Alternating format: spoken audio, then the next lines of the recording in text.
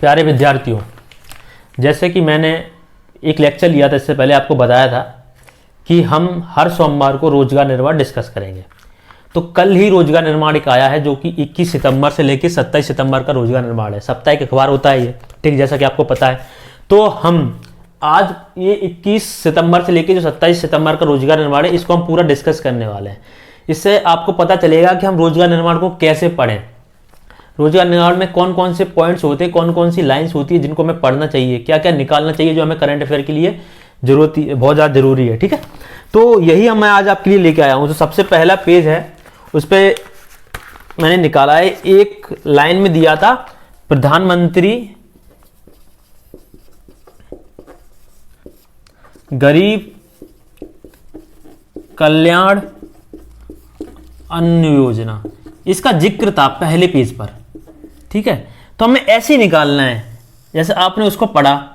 ठीक है, कोई मतलब की चीज नहीं है, पर पढ़ने के बीच में कोई ऐसी योजना है जिसके जो हाल ही में लॉन्च हुई है, ठीक है, हाल ही में आई हुई है, लेकिन आपको उसके बारे में पता नहीं है, तो आपको पता करना जरूरी है क्योंकि एग्जाम में पूछी जा सकती है। तो प्रधानमंत्री गरीब कल्याण अन्न योजना, ये योजना हाल ही में जब लॉकडाउन लगा था तब लॉन्च की गई थी मार्च में। ठीक है, इसमें क्या क्या है, इसका उद्देश्य क्या है? ठीक है, इसका उद्देश्य है कि गरीब लोगों को 5 किलो गेहूं या चावल देना है, प्रति सदस्य को देना है। ठीक है, प्रति सदस्य को हर महीने 5 किलो गेहूं और 5 किलो चावल देना है। साथ में 1 किलो चना दाल ये देना है। ठीक है, ये क्या दिया जाएगा? मुफ्त दिया जाएगा। ठीक है, प्रधानमंत्री गरीब कल्याण अन्न योजना, ठीक है, इसका जिक्र है पहले ही पेज पे, तो हमें इसके बारे में पता करना जरूरी था। ये है क्या? तो ये मार्च 2020 में हाल ही में लॉकडाउन के पीरियड में लॉन्च की गई। इसका उद्देश्य है कि जो भी सदस्य हैं, हर सदस्य को 5 किलो गेहूं अथवा चावल दिया जाएगा, साथ ही साथ 1 किलो चना की दाल, और इसमें हाल ही में मध्य प्रदेश सरकार ने एक चीज और ऐड की है, 1 किलो नमक भी फ्री में देगी। ये मध्य प्रदेश सरकार ने की है। ठीक है, 1 किलो नमक भी फ्री में दिया जाएगा।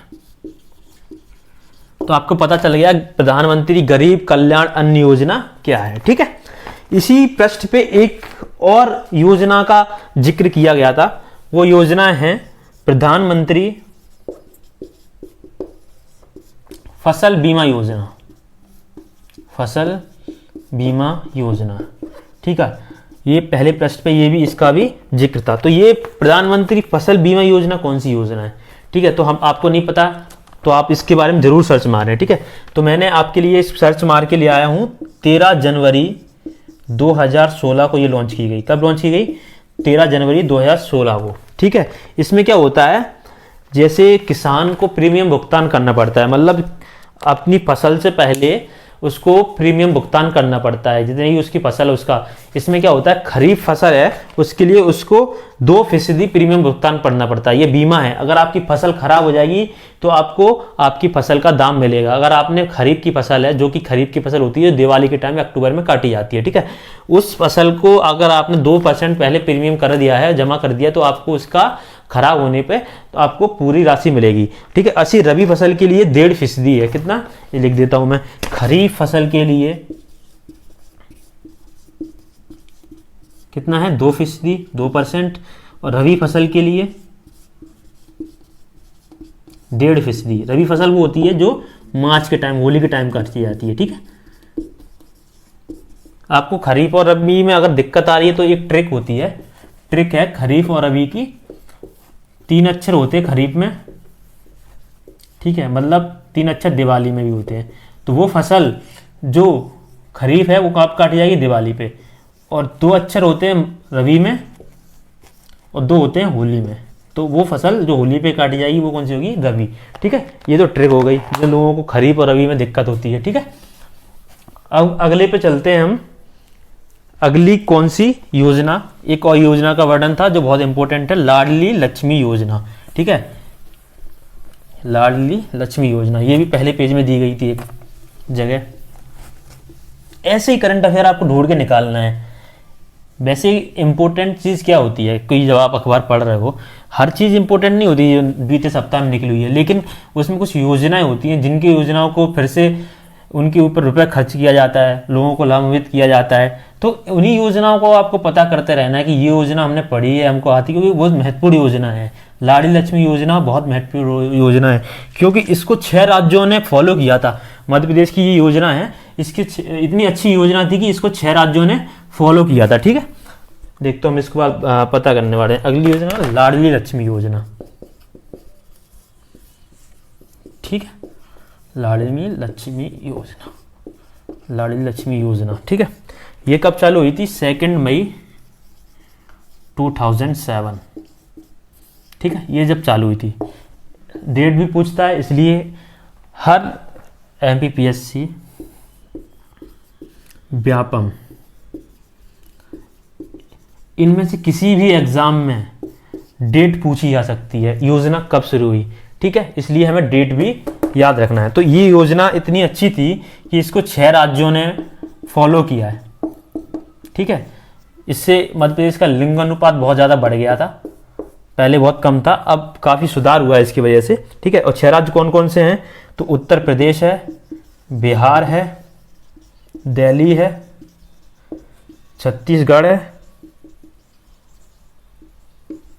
ठीक है, झारखंड है, एंड गोवा।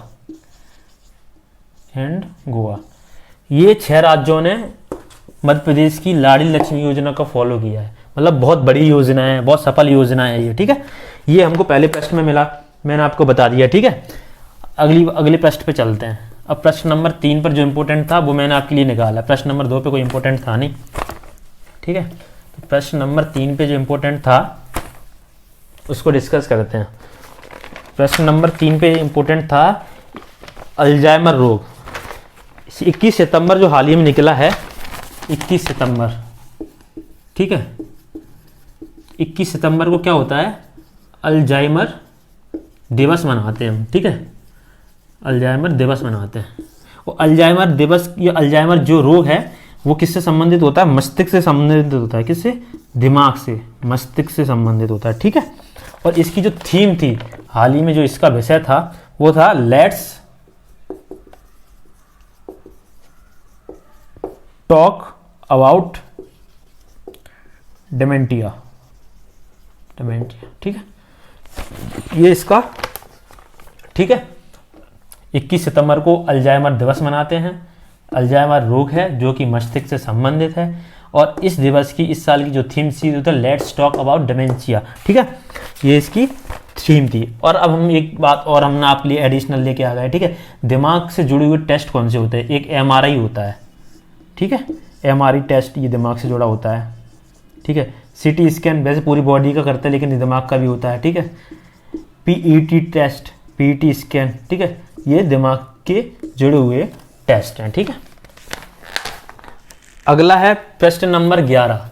प्रश्न नंबर से 3 से लेके सीधा प्रश्न नंबर 11 पर रोजगार निर्माण पे हम बताने वाले हैं, क्योंकि उसके बीच में एडवर्टाइजमेंट दिया गया है, कौन कौन सी वैकेंसी हैं या फिर कौन कौन से टेंडर हैं उनके के लिए उसमें एडवर्टाइजमेंट है। ठीक है, तो वो इतना इंपॉर्टेंट है नहीं अपने लिए, अपना मतलब का नहीं रहता वो, अपने मतलब का। पेज नंबर 11 है, तो पेज नंबर 11 में एक जगह जिक्र है अटल एक्सप्रेस वे। अटल एक्सप्रेस वे वही है चंबल एक्सप्रेस वे। ठीक है, चंबल एक्सप्रेस वे ये क्या है? ये एक 6 लाइन एक्सप्रेस वे है। ठीक है, जो कि 3 राज्यों को जोड़ेगा। कौन कौन से 3 राज्यों को जोड़ने वाला है ये? राजस्थान, ठीक है, मध्य प्रदेश और उत्तर प्रदेश, ये 3 राज्यों को जोड़ने वाला है। ठीक है, जो कि लगभग 400 किलोमीटर लंबा है। ठीक है, ये Atal expressway, Chambal expressway उसका दूसरा नाम है।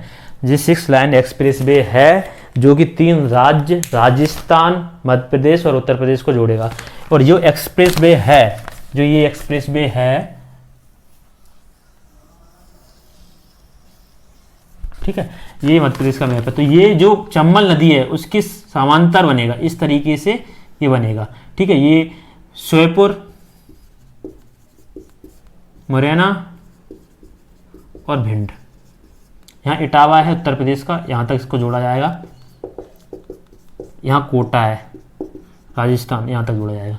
तो ये चंबल नदी के समांतर बनाया जाएगा, 6 लाइन है।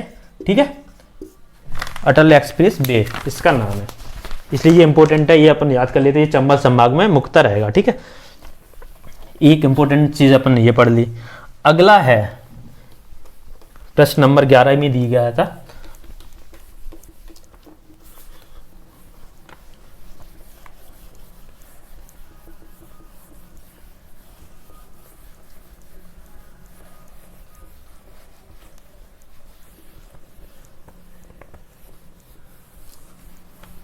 ठीक है। अगला है मध्य प्रदेश विद्युत वितरण कंपनी। मध्य प्रदेश की जो विद्युत वितरण कंपनी है वो देश की पहली विद्युत वितरण कंपनी बन गई है जिसने ई ऑफिस प्रणाली स्टार्ट की है। ठीक है, इसको आप लिख लें, मध्य प्रदेश की विद्युत वितरण कंपनी है, देश की पहली वितरण कंपनी बन गई है जिसने ई ऑफिस प्रणाली स्टार्ट की। ई ऑफिस प्रणाली मतलब होता है जिसमें आपकी फाइलें जो हैं वो पूरी ई फाइल्स रहें, मतलब इलेक्ट्रॉनिक्स फाइल्स रहें, कंप्यूटर में आपकी फाइल्स रहें, बिल भी आपके कंप्यूटर की तरह मतलब इलेक्ट्रॉनिक्स बिल भी रहें। हर तरीके की जो प्रणाली है जिसमें यूज़ किया जाएगा वो क्या किया जाएगा, इलेक्ट्रॉनिक्स प्रणाली होगी। इसमें ई ऑफिस में मतलब इलेक्ट्रॉनिक ऑफिस मतलब ई फाइल्स रहेंगी, इसमें जो भी पत्राचार रहेंगे वो भी पूरे इलेक्ट्रॉनिक्स ही रहेंगे, बिल भी इलेक्ट्रॉनिक्स मतलब डायरेक्ट डिजिटल माध्यम से ही भरा जाएगा। ठीक है, तो मध्य प्रदेश विद्युत वितरण कंपनी देश की पहली विद्युत वितरण कंपनी बन गई है जिसने ई ऑफिस प्रणाली लागू की है। ठीक है, ये पेज नंबर 11 था। प्रश्न नंबर चलते हैं, प्रश्न नंबर 12 पे चलते हैं। ठीक है, 12 में क्या इंपॉर्टेंट था, तो 12 में एक जगह बहुत इंपॉर्टेंट दी गई थी, संबल योजना। कौन सी योजना, संबल योजना। संबल योजना दी गई थी, ये योजना काफी विवादित रही है, इसको जानना जरूरी है। ये इस योजना की शुरुआत की गई थी 1 अप्रैल 2018 में। ठीक है, फिर इसको हाल ही में 2019 में कमलनाथ सरकार ने बंद कर दिया था, लेकिन मामा जी फिर आ गए और मामा जी ने 5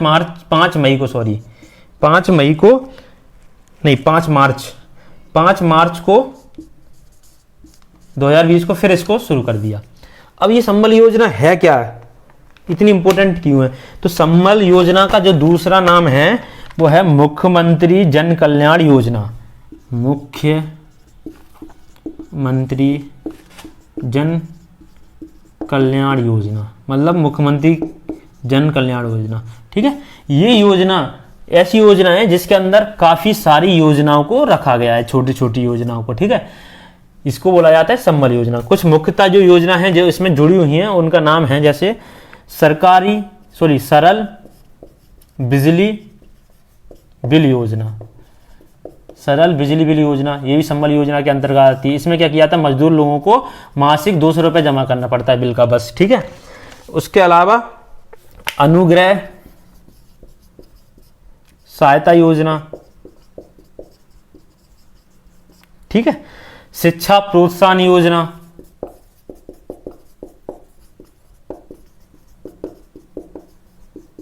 प्रसूति सहायता योजना, अंत्येष्टि सहायता योजना। ऐसी योजनाएं हैं, काफी सारी योजनाएं हैं जो संबल योजना के अंतर्गत रखा गया है। तो मामा ने इसको 5 मार्च 2020 को फिर से चालू कर दिया है। इसलिए अगर ये प्रश्न पूछा जाता है संबल योजना को हाल ही में द्वारा कब स्टार्ट किया गया, तो याद रखें 5 मार्च 2020। ये डेट बहुत ज्यादा इंपॉर्टेंट है। और दूसरा इसमें जो इंपॉर्टेंट है कि संबल योजना का दूसरा नाम क्या है, मुख्यमंत्री जन कल्याण योजना। ठीक है, इसको ही संबल योजना बोली जाती है। ठीक है, ये तो आपका ये हो गया। ठीक है, अब प्रश्न नंबर 12 में एक चीज और है, किसान क्रेडिट कार्ड की बात की गई थी। किसान क्रेडिट कार्ड की बात की गई है। ठीक है, तो ये किसान क्रेडिट कार्ड क्या है, किसान क्रेडिट कार्ड 1998 में आया। किसके द्वारा दिया जाता है, ये इंडियंस बैंक के द्वारा दिया, भारतीय बैंकों द्वारा ये किसानों को दिया जाता है किसान क्रेडिट कार्ड। क्यों आया, ठीक है, ये जो आया है उसको RV Gupta committee, RV Gupta committee, ठीक है, मतलब आरवी गुप्ता कमेटी समिति द्वारा इसको रिकमेंडेड किया गया था किसान क्रेडिट कार्ड को, ठीक है। और ये नाबार्ड द्वारा कमेटी बनाई गई थी, किसकी, नाबार्ड द्वारा बनाई गई थी आरवी गुप्ता कमेटी, किसान क्रेडिट कार्ड। अब ये किसान क्रेडिट कार्ड कब आया, 1998 में, ये अपन को याद रखना है, ठीक है। अगला आया एक और, इसमें था प्रश्न नंबर 12 पे ही, प्रश्न 12 में एक और इंपॉर्टेंट था क्या, भोपाल एवं इंदौर में मेट्रोपॉलिटन एरिया गठित किए जाएंगे, ठीक है। भोपाल, जैसा आपको पता है कि भोपाल और इंदौर, इन दोनों में मेट्रो प्रोजेक्ट चालू हो रहे हैं, चल रहा है, इन पर काम चल रहा है, ठीक है। तो जो मेट्रो बनाई जाएगी किसी शहर में, मान लो इंदौर में ये मेट्रो बनाई जा रही है, तो इसके आसपास पूरा मेट्रोपॉलिटन एरिया विकसित किया जाएगा। यहाँ पे मतलब एरिया, मतलब यहाँ पे दुकानें भी होंगी, बाजार होंगे, इस तरीके की योजनाएं ये सरकार लेके आ रही है कि भोपाल और इंदौर में मेट्रोपॉलिटन एरिया का गठन किया जाएगा, ठीक है। अगला इंपॉर्टेंट था होशंगाबाद के बावई में,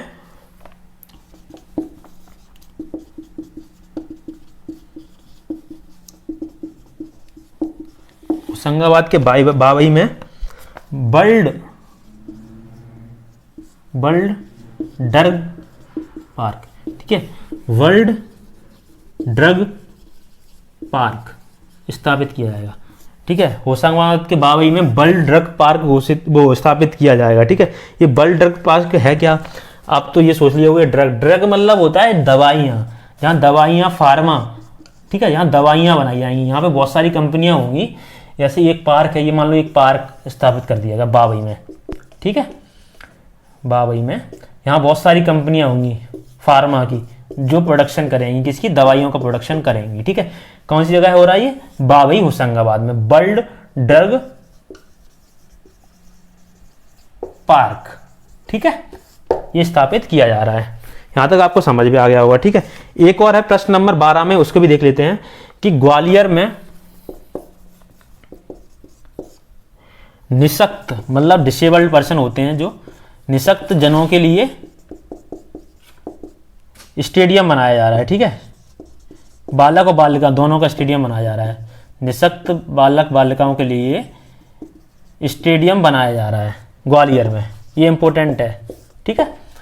ये तो आपका प्रश्न नंबर 12 हो गया। प्रश्न नंबर 13 पे चलते हैं। प्रश्न नंबर 13, पन्ना संख्या 13, ठीक है। यहाँ तक आपको समझ में आ रहा है, आपको ये भी पता चलता जा रहा होगा किस तरीके से हमें करंट अफेयर को पढ़ना है, क्या क्या चीज़ें हैं जो हमें निकालना है बाहर, ठीक है।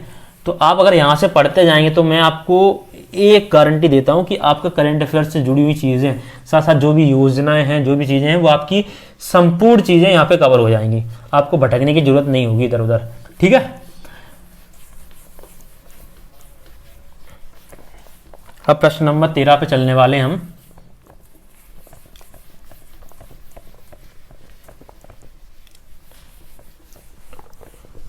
प्रश्न नंबर 13,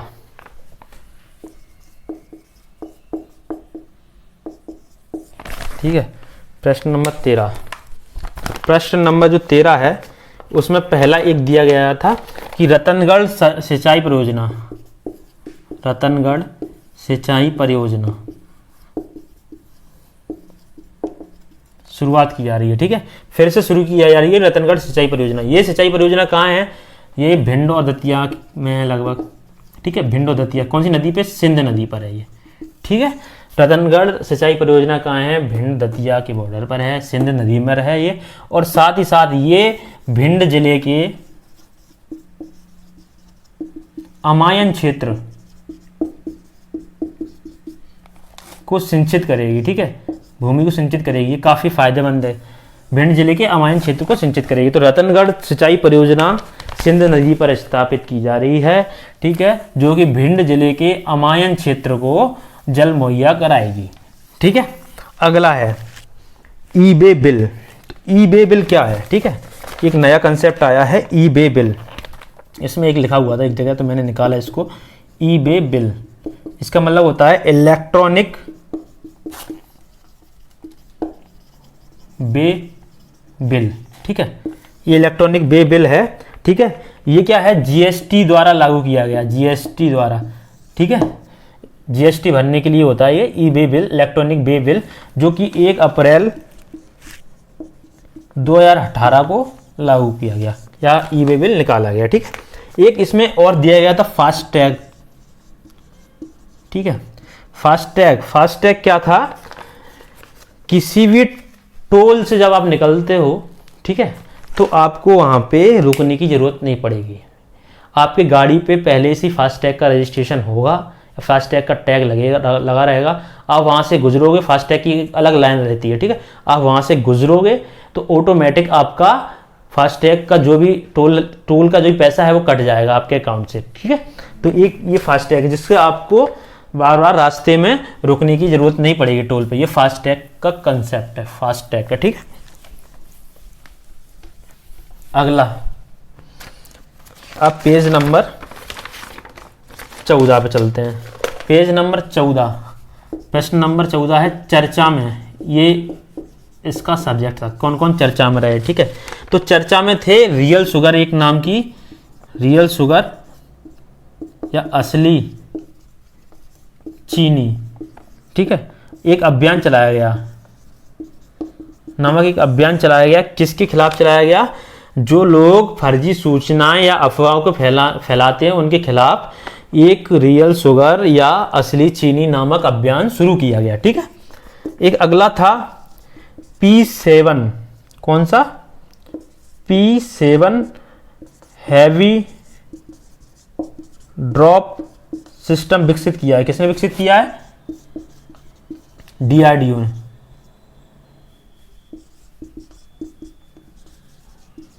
किसने किया है, DRDO ने। DRDO ने P7 हैवी ड्रॉप सिस्टम को डेवलप किया। ये P7 हैवी ड्रॉप सिस्टम क्या है, एक ऐसा ड्रॉप सिस्टम है जिसकी सहायता से 7 टन तक का वजन आप ऊपर के हेलीकॉप्टर या विमान से नीचे पटक सकते हो, समझ रहे हो, नीचे गिरा सकते हो। इसकी सहायता से 7 टन के जो सैन्य उपकरण होते हैं या फिर सामान होते हैं उनको आप हेलीकॉप्टर या विमान की मदद से नीचे गिरा सकते हो। यह है P7 हैवी ड्रॉप सिस्टम, ठीक है। एक और था परेश रावल। तो परेश रावल को तो आप जानते ही होंगे, ठीक है। नहीं जानते होगे तो अब जान जाओगे। परेश रावल जी हैं वो राष्ट्रीय नाट्य विद्यालय, राष्ट्रीय नाट्य विद्यालय के अध्यक्ष चुने गए हैं, ठीक है। परेश रावल राष्ट्रीय नाट्य विद्यालय के अध्यक्ष नियुक्त किए गए हैं, ठीक है। यहां तक समझ में आ गया होगा, ठीक है।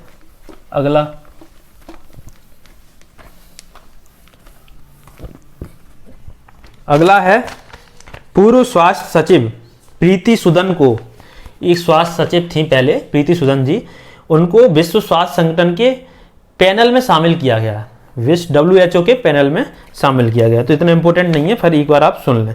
14 सितंबर बहुत इंपॉर्टेंट है,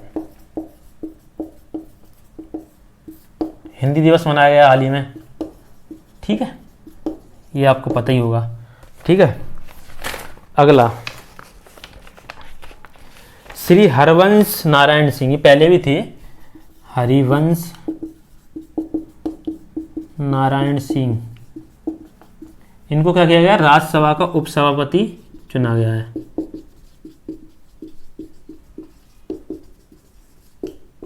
ठीक है। हरिवंश नारायण सिंह को राज्यसभा का उपसभापति चुने गए हैं ये, ठीक है। अमिताभ बच्चन ने अभी हाल ही में अमेजन जो कंपनी है अमेजन, उसके साथ करार किया। करार क्या है पहले ये जान लो। अमिताभ बच्चन ने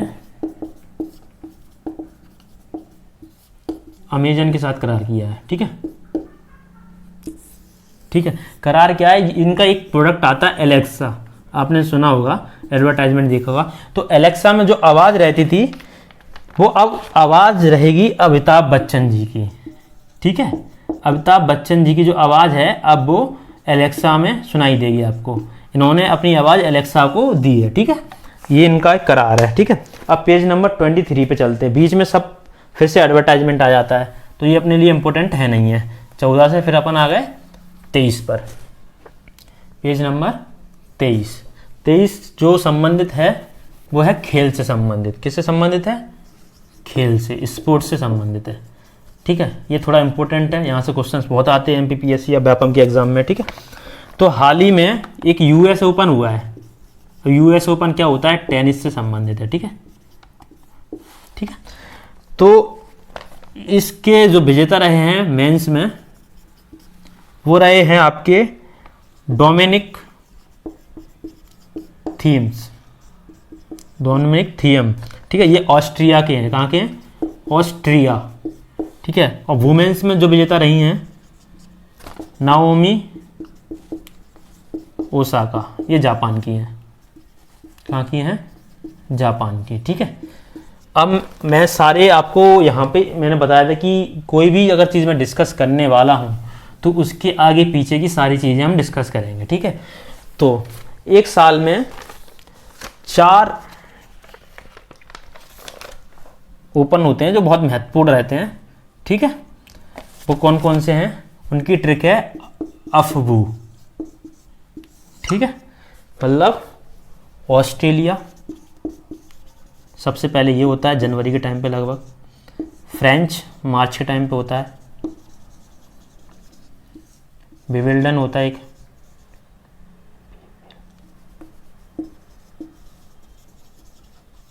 ठीक है, ये होता है आपका जुलाई के टाइम पे, और ये होता है आपका US ओपन जो आपका अक्टूबर के टाइम पे होता है, जो अभी हाल ही में हुआ है। ठीक है, तो ये ट्रिक है। सबसे पहले आपका होता है ऑस्ट्रेलिया ओपन। ठीक है, ठीक है, यहाँ से चलते हैं। अभी विश्व में अब आपने देखा होगा तो यहाँ आपका अमेरिका है।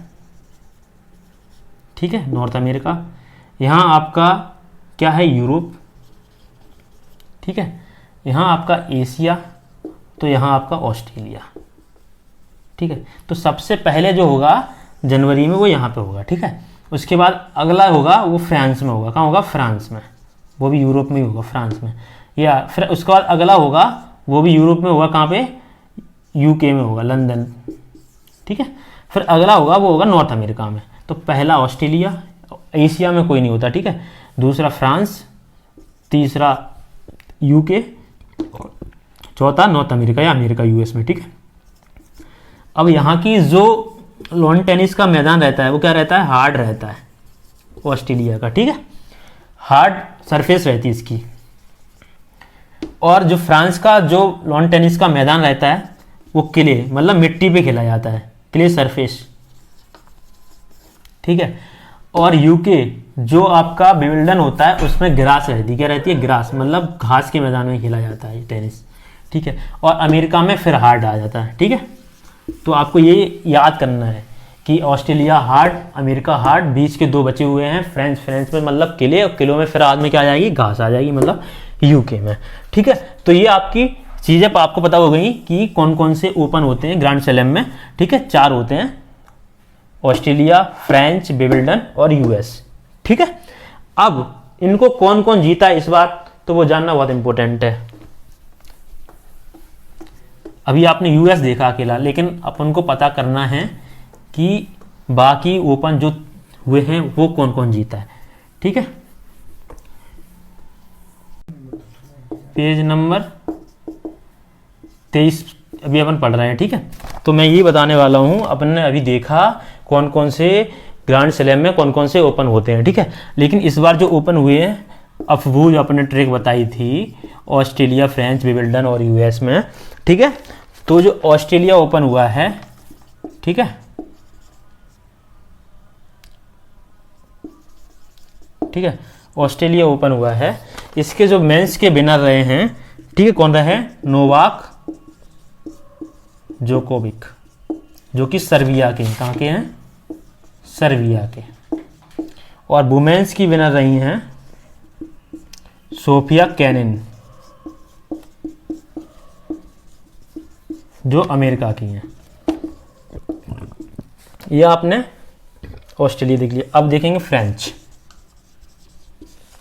फ्रेंच में जो मेंस विनर रहे हैं वो रहे हैं राफेल नडाल। आपको पता है अपन ने रफाल कहाँ से खरीदा है? फ्रांस से। तो अपन कैसे याद कर लेंगे? फ्रांस में जो हुआ ओपन उसको कौन रहा है? राफेल नडाल रहा है। वो वहाँ के हैं, स्पेन के हैं ये। ठीक है, वुमेन्स में कौन रहा है? वुमेन में रहा है एस किंग बार्टी। एस किंग बार्टी ये कहाँ की हैं? ऑस्ट्रेलिया की हैं। ठीक है, ये अपन फ्रेंच पढ़ रहे थे। अब अपन पढ़ेंगे विंबलडन। तो विंबलडन इस बार हुआ है कैंसल्ड, क्योंकि कोविड-19 की वजह से विंबलडन इस बार नहीं हुआ, तो कैंसिल हो गया। ठीक है, अब ऑस्ट्रेलिया, लास्ट में आया यूएस। ये अभी अपन पढ़ के आए। तो यूएस में मेंस में कौन रहा है?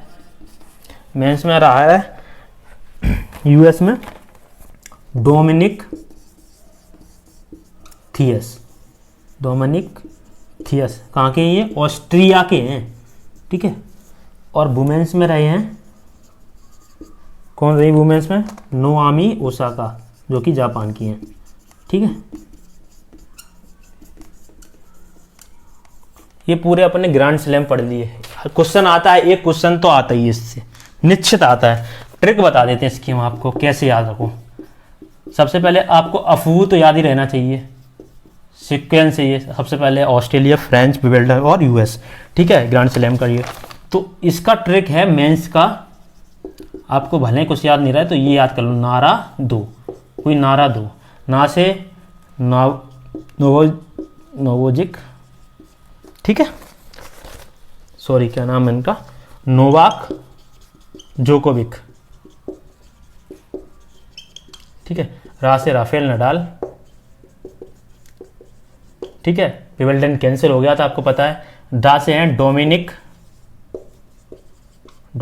थियस। ये मेंस की ट्रिक हो गई, नारा दो। ठीक है, वुमेन्स की ट्रिक आप पढ़ लो एक बार। वुमेन्स की ट्रिक्स है एक, ठीक है, ये ट्रिक है सान। ठीक है, क्या ट्रिक है? सान, मतलब सोफिया कैनिन, एस किंग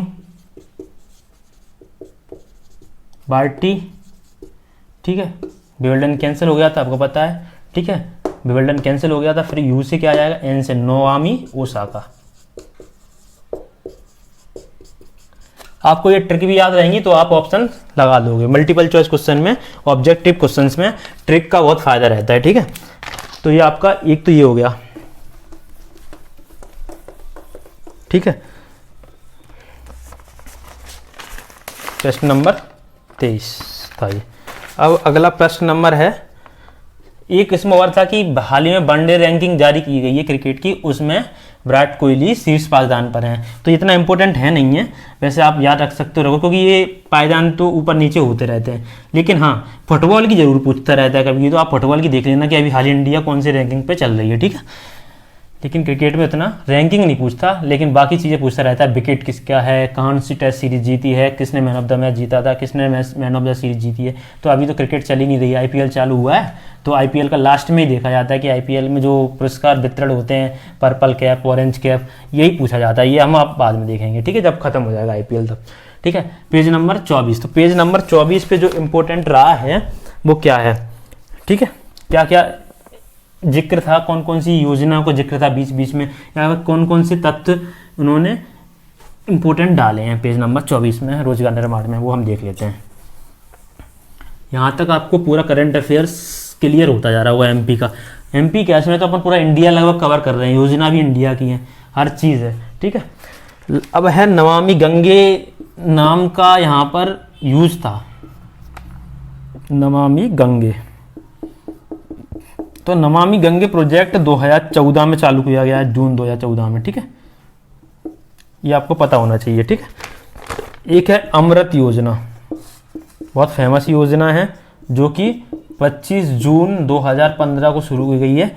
अमृत, इसको ऐसा लिखा जाता है, अमृत योजना। ठीक है, अटल मिशन फॉर रेजुवेंशन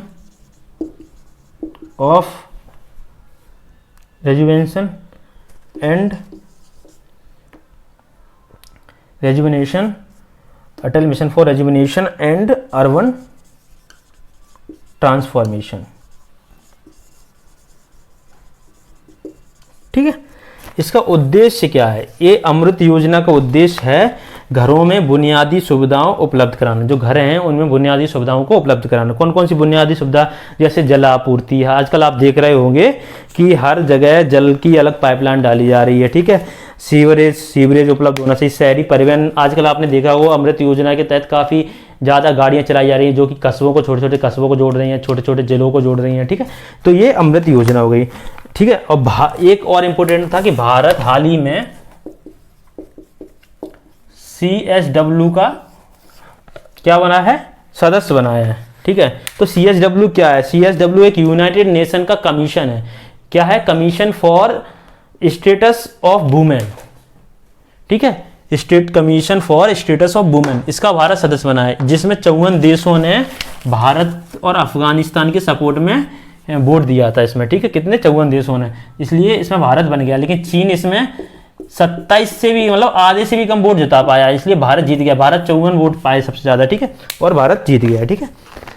एक और था, बहुत इंपॉर्टेंट है, ऐसे प्रश्न पूछे ही जाते हैं, वो ये है, यहीं पे लिख देता हूं मैं, कि आपको पता था शिंजो आबे, इनको तो आप जानते ही होंगे, ठीक है। ये पहले जापान के प्राइम मिनिस्टर थे, पर अब ये हाल ही में इन्होंने इस्तीफा दे दिया है, ठीक है। पहले जापान के PM थे, ठीक है, पूर्व हो गए अब ये, क्योंकि इन्होंने अपनी स्वास्थ्य कारणों के वजह से प्रधानमंत्री पद से इस्तीफा दे दिया है। इनकी जगह एक नए प्राइम मिनिस्टर चुने गए हैं, PM ऑफ जापान, जो अब नए हैं, उनका नाम है योशिहिदे सुगा, जो कि PM ऑफ जापान अब हैं, ठीक है। ये तो आज हमने पूरा पढ़ लिया कि कौन कौन सी इंपॉर्टेंट चीज़ें थी करंट अफेयर में। आपने देखा होगा किस तरीके से, आपने जब पूरा लेक्चर लिया है आज का, तो आपको पता चला होगा कि किस तरीके से करंट अफेयर्स को निकाला जाता है, या फिर किसी अखबार को या किसी मैगजीन को या किसी साप्ताहिक अखबार या मासिक अखबार को जब हम पढ़ते हैं तो कैसे कैसे हम उनमें से वो चीज़ें निकालें जो परीक्षा के लिए बहुत महत्वपूर्ण हैं। तो आज हमने ये सब चीज़ें आपको जब पढ़ाई तो आपको समझ आया होगा कि हाँ, ऐसी चीज़ें हम निकाल सकते हैं। कि आप लोग क्या करते हो, जब कोई भी अखबार या कोई मैगजीन या फिर कोई आप पत्रिका पढ़ते हो, उसमें आप क्या करते हो, आप ये करते हो कि आप ऊपर की हेडिंग पढ़ते हो और नीचे का कुछ पढ़ते नहीं। जबकि आपको जब कोई इंपॉर्टेंट योजनाएं हैं, आजकल तो उपचुनाव चल रहे हैं, तो मामा जी काफ़ी योजनाओं में पैसा खर्च कर रहे हैं, तो ऐसी योजनाओं में जब नीचे जाओगे तो पैसों से मतलब ज़्यादा नहीं है, पर आप जब नीचे जाओ पूरा पढ़ोगे तो आपको पता चलेगा कि वहाँ पर मामा जी एक कई योजनाओं को, जो अच्छी अच्छी योजनाएं, जैसे लाडली लक्ष्मी योजना आपने पढ़ी थी, प्रधानमंत्री फसल बीमा योजना थी, प्रधानमंत्री जन कल्याण अन्न योजना थी, ऐसी ऐसी योजना जो आपको नहीं पता है, इनके बारे में जानकारी नहीं है, तो आप उन योजनाओं को जाकर नेट पर सर्च मारेंगे और पता करेंगे इनका उद्देश्य क्या है और ये कब चालू हुई थी। इस तरीके से आपको नोट्स बनाना है। साथ साथ जो कि नई चीज़ें मिल रही हैं, जैसे स्पोर्ट्स में आपने देखा US ओपन हाल ही में हुआ, तो US ओपन में कौन कौन से लोग विजेता रहे, तो आपको US ओपन तो मिल गया, लेकिन आपको ये भी पता है ग्रैंड स्लैम में 4 ओपन होते हैं, तो बाकी 3 ओपन के बारे में भी आप पता करेंगे, ठीक है, क्योंकि यहाँ से क्वेश्चन आता ही आता है। तो इस तरीके से आपको संपूर्ण करंट अफेयर पढ़ना है। रोजगार निर्माण पढ़ने का तरीका आज आपको समझ आ गया होगा, ठीक है। हम उम्मीद करते हैं कि आप इन चीज़ों के नोट्स बनाओगे बेहतर तरीके से, जब एग्जाम आएगा तब इन चीज़ों को रिवाइज करोगे, इन नोट्सों को बार बार आप होने की परेशान नहीं करोगे।